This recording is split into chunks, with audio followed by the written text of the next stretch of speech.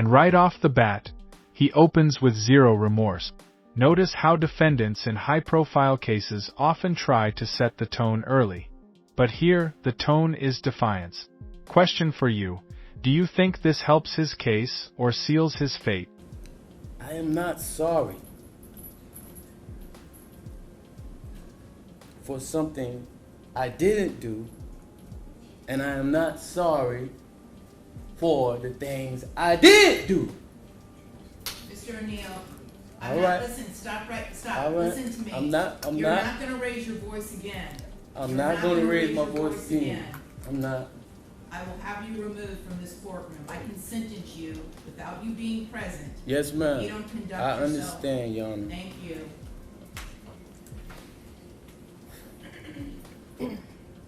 But I will say, I'm sorry for your loss. Imagine being a judge who has seen every form of human cruelty, shootings, stabbings, even DUIs, and still saying, "This is the worst case I've ever seen." That's not courtroom theatrics. That's a legal veteran telling us we're at rock bottom. 15 years I've been at this job. I've seen human beings killed at the hands of others in every way imaginable. You name it, I've seen it. Shootings, stabbings, drownings, suffocatings, blown apart by cars, some DUI manslaughter cases, horrible things. This is the worst case I have ever seen as far as the facts go.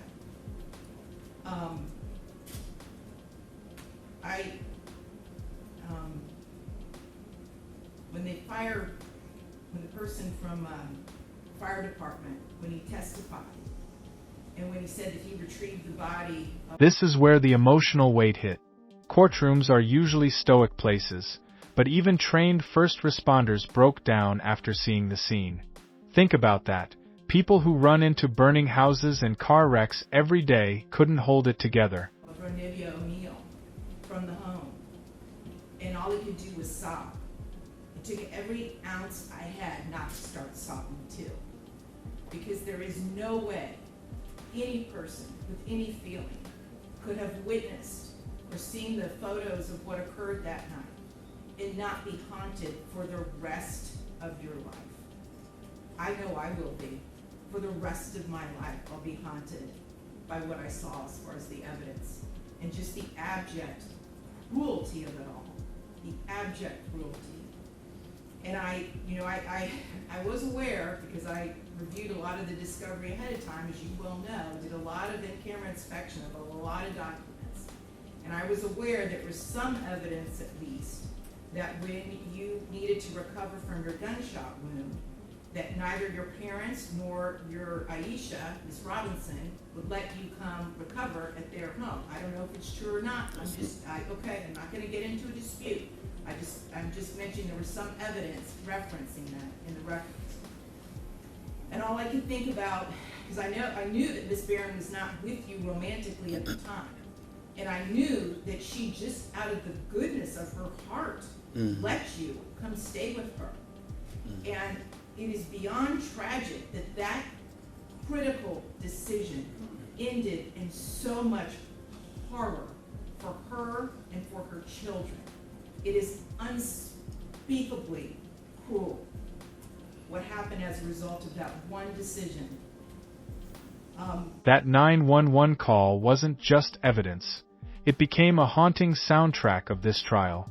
The judge calls it a death scream. Let me ask you, if you were on the jury, could you ever unhear something like that?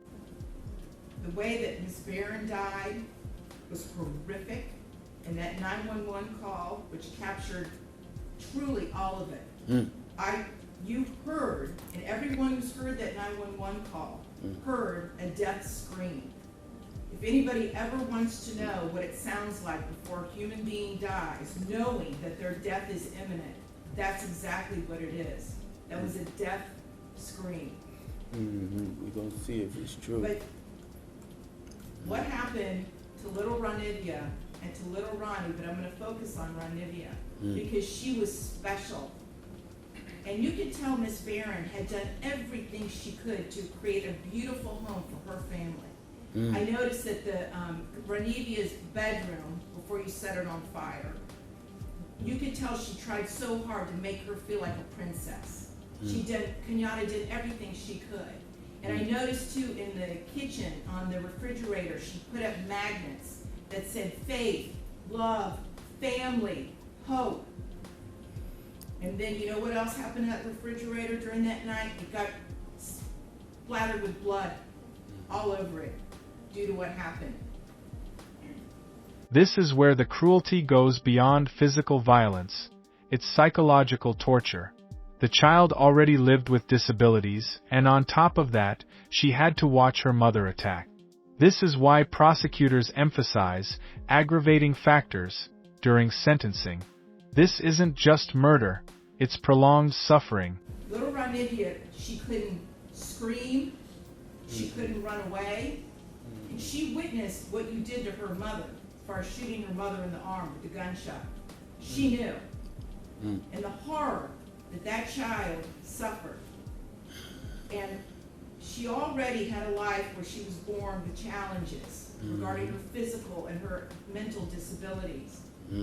But the pain and suffering that she suffered that night at your hands, unspeakable, absolutely unspeakable. And at the moment, that first time you struck her with that hatchet, and little Ronnie testified that all he could see was tears coming out of his sister's face. At that moment... Betrayal, that's the key word here. In family law and criminal law alike, the parent-child bond is supposed to be sacred. When a parent becomes the source of ultimate harm, it's not just a crime, it's the destruction of the most basic human trust. That child knew. She knew she was being betrayed in the cruelest, most tragic and sorrowful way that a child could ever be betrayed. She was being betrayed by her parent, the one person that should be there to protect their children and love them and keep them from harm. And that was the last thing that child felt before she passed on from this earth, was your utter, cruel betrayal to her. And I read somewhere, and I don't know if it's true or not, I have no idea, but I read somewhere that souls pick their lives and that they know exactly how difficult their lives are going to be before they enter into this world. And I don't know if that's true or not, but if it is. And here's the judge stepping outside pure law into something deeper, almost spiritual. Sometimes in court, especially at sentencing, judges speak not just as legal authorities but as human beings trying to make sense of the senseless. Ronnie O'Neal is one of the bravest souls I have ever come across in my 54 years on this planet. One of the bravest ever. Because she suffered so traumatically.